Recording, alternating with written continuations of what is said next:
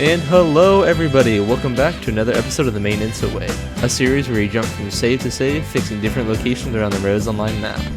Today, we're heading to Chris's save where he needs some extensive work in the river valley. Let's go check it out.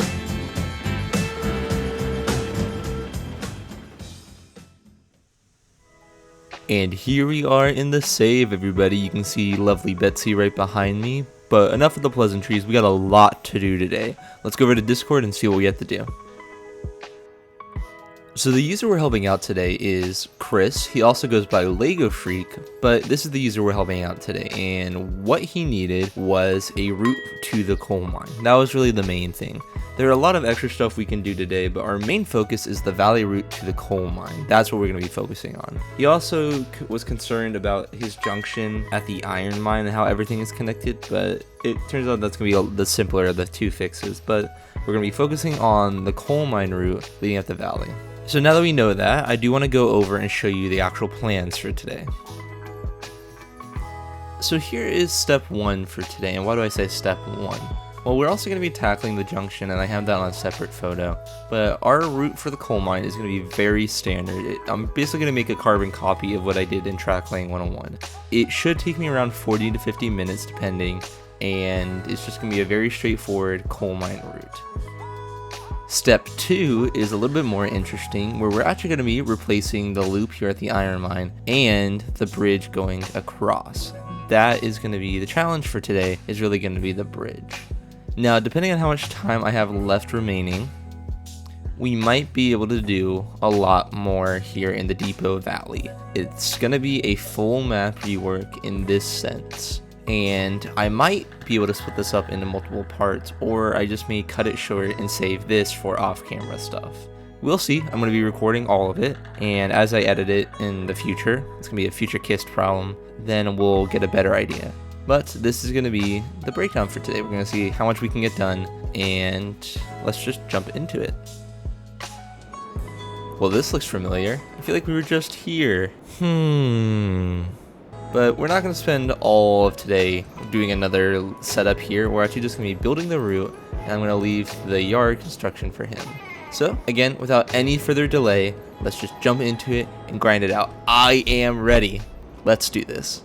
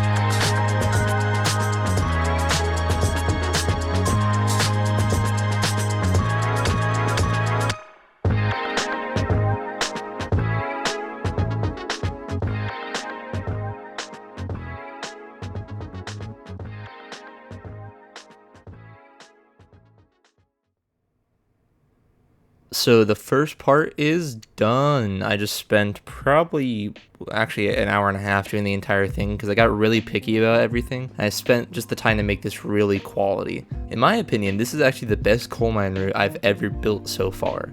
The max grade is 3% and no curve is tighter than 50 meters, but a good majority of it is actually 1 to 1.5%. There's only 3 spots where it actually goes to 3%. Everything else is less than that. So it's a very nice grade to drive and run, and it's very scenic. I do apologize that I had to cut the time lapse short. Unfortunately, it was just proven to be really long and I didn't need an hour and 30 minutes worth of footage. I only got 40 minutes of footage. Looking down it, it's very nice. All these curves are almost 100 meters exactly. So it's very nice, very forgiving, and I got to use a lot of groundwork instead of bridges and whatnot. but now we're ready to actually tackle the river route. And he doesn't know this, but I think I'm actually going to spend the time to make it double mainline as well. I'm probably going to cut this time lapse short as well, so you don't see the entire thing, but I will be back, well, after the time lapse to show you the completed line. So without further ado, let's actually jump into the next part.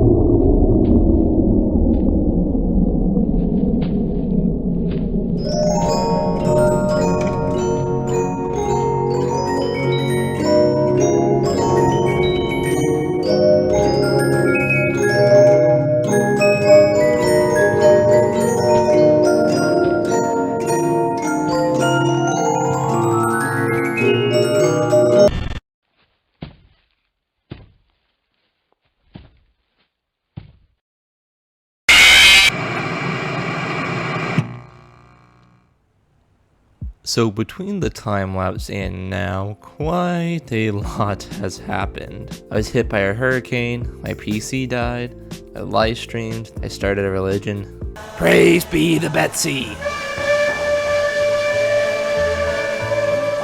Yeah, there is a lot that happened between then. But as I'm flying along, slowly but surely, you can see I have completed the grade. And in my opinion, this is probably the best coal mine route I've ever made. It's not super perfect, I will admit. You can see one side is groundwork, the other is a bridge. Still works. I'm not too hating on it, but everything is looking pretty good so far. Overall, I'm really happy with it. But we can't talk for too much longer. We gotta get to the next step. I do, however, want to speed this up and actually go along the route just a little bit more. I had a little extra sighting, and you can see I added just little points for stopping. I do plan to add more signs just to be like, hey, there's a grade here, watch out. But you can see as we go along, it's really smooth, really high speed, and just really awesome. I'm a big fan of it. A little tight spot here, but again, nothing is bigger, or I should say smaller than 50 meters. And it all comes to its end right here. Then, as soon as we cross this bridge, we start the grade up to the coal mine. So we're just chugging along slowly but surely. Nothing too crazy. I covered the double mainline stuff in the Trackling 101 episodes, I believe, on the ironworks and the oil fields, I should say. So maybe go check those out, and if you want to see some of the techniques I use to build these double mainlines, even in my refinery episode, I talk a lot about building double track or multiple tracks on a grade. But again, we cannot just stay here and talk about this as long as we want, as much as I really like to. We have to get on to the next part of the build, which will be tackling and decorating this iron mine. We have a lot of new facilities and buildings that we can use to our advantage, and we're going to tackle this use of the groundwork and just make it all nice and neat and looking fancy. So without further ado, let's go ahead and jump into our next time lapse.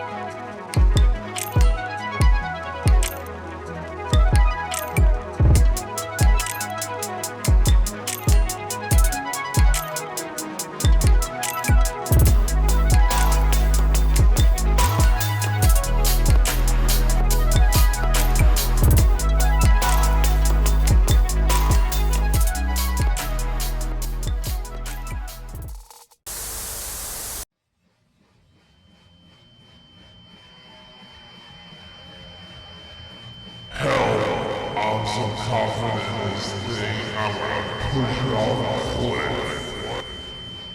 Ain't nothing gonna go wrong. See? Look, she's fucked.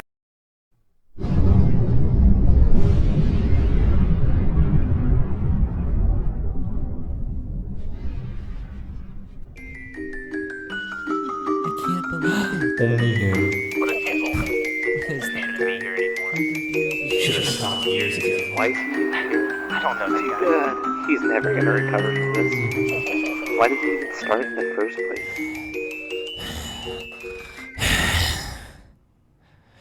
Just they wait.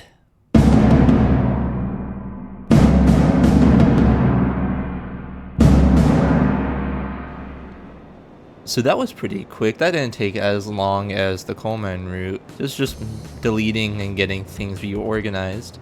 And I think it turned out rather well. The first thing I did was add this platform here, and you probably saw a few other people in the time lapse as well. I asked for a few volunteers to come help me just to get things squared away and give me design feedback and even add some decorations. I didn't add this barrel either, and it was really nice time, really quick too, which I really appreciated. I think it adds a lot to just the character of it. We had a lot of room to do stuff. Realistically, this would be on top of a mountain, but as you can see, it's really far away. I didn't want to bother with moving it myself on my own time. So I think we came with a good compromise. You can see we had a little cart and hand car just to add a little bit of character, and this might be the mine shaft or wherever the case might be. But as you can see, we got just basic detailing in 2 little railroad crossings, and yeah, he had a turntable originally and I added it back in, but a job well done. Now, the next step is we need to finish this little loop. If I pulled up the rows extended again, you would see that it's a full loop. It cleared this way, and if I go over here, there's this spot where it looped back. Our coal mine line is right there, and I am just going to consolidate everything. What I'm actually going to do is make a bridge from right here and let it go all the way around, and then I'm just going to loop it back into one line right here while it's kind of flat. So, without another delay, let us actually finish this section out and jump on to the next part. Now that wasn't too bad. Really nice, really easy to do compared to everything else we've done. And I'm just really happy how it turned out. One thing I am actually kind of a fan of is how this is looking. Usually you might take more space and do easier thinking stuff, but I like how direct this is. It's about a 2.5% grade, somewhere in that ballpark. And it just works really, really well. I'm loving the look of this and how everything is coming apart, especially changing the steel bridge to this wooden one to open up the space. Same thing here into this bridge. Everything is working really, really well, and I'm very happy. Now we get to the scary part of this entire endeavor, crossing the smelter valley. He is playing on a Move to Industries map, and the smelter is not down there normally, so we don't have to worry about going down there at all, but we have to worry about crossing it. And I'm going to keep true to what he had, a bridge, but the actual design of it. What I'm going to be doing for this bridge is basing it off real life mechanics and civil engineering principles. I am actually going to turn these bridges upside down and create upside down trusses to help support it. It's going to be quite an extensive process, and I am not going to show the entire construction of it. I will, however, show you what I'm going to do in the mechanic for it. So let's actually go transition to Railroad Studio and get it done. So here we are in Railroad Studio. However, there's a lot of stuff going on the screen. Over 600 pieces of track in the save alone, and it can get quite tedious just to find the right one. Thankfully, after a few minutes, I found the right 2 truss pieces. I laid them at 329 on the compass, which is negative 31 degrees from 0 in the rotations tool. So I'm going to use these 2, and if I click on them, roll. If I just do 180, let's download that, and then 180. We're just going to flip them upside down. Now I'm going to download this and go back to Railroads Online. And would you look at that? You can clearly see that they're turned upside down. However, they're rather high up. unfortunately. My suggestion for this is going to lower them a meter. Just lower them 1 meter down, because they're centered on the rails, and so it pivoted the entire thing. So if we just move it 1 meter down, I think it'll be okay. So let's just go back into Revit Studio real quickly and do it. So here we are back in Revit Studio. I actually just replanted the trees in the world because there are some big gaps that the tree is missing. But we have our rotator thing here, so I know it's these 2 splines. We want to go to location. And if I click here, I made a mess up. It was at 10,000 originally, so I need to go to 9,944. Download that, and I go to 604. Oh, I just did that one, 603. Change this to a 9, because it was at 10,000 originally. And these values are in centimeters, not full meters. So change it only by 100 in our case. Download it again, and back to Revit Online we go. And look at that, it's all done. Very nice. I wonder, this is the first time I've actually tested this, so we have to do some fun building stuff. I'm gonna use ballast like this, build it out just a little bit, and then we're gonna get rail 4. Let's do a nice 10 meter segment. Get rid of this one. Beautiful. Looks nice and neat on the bridge itself. So, if you ever wanted to do this underground truss thing, you first turn the bridge 180 degrees and then lower it about a meter. Now, I'm not going to keep this part here because it does look a little ridiculous this close to the ground. It does look quite cool, but I have better ideas for this, and we're actually going to use it as we build along. There's some pretty cool bridges in real life. Maybe I'll show a picture of them. They have these underground trusses, or upside down trusses, and we're going to be using it to our advantage to build this bridge. So, I'll be right back once it's all done.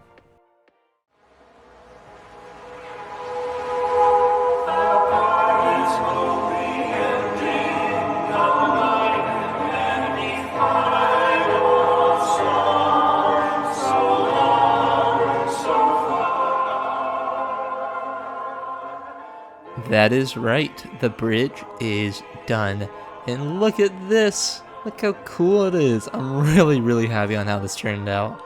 Overall, a process of about 3 hours. However, it took me over the span of 5 hours, really. I did stop, take a few breaks, especially for dinner, but it came out really nice. I'm just so happy with it and how it's looking. I did do a little bit extra work just finishing it as we start to wrap up the episode. Unfortunately, we're not going to do as much as I wanted to. It was a little ambitious, and I admit that we're probably at a good stopping point. Everything is done and looking really nice, and I'm just really happy. I showed Chris, he joined me for a little bit as we were doing this, and he's really happy for it too. If we go over here, we did reach a compromise that we're not going to touch any of this stuff. The only thing I did was just reconnect it to the existing sawmill. But ladies and gentlemen, we are done. Maintenance Away 3 is done.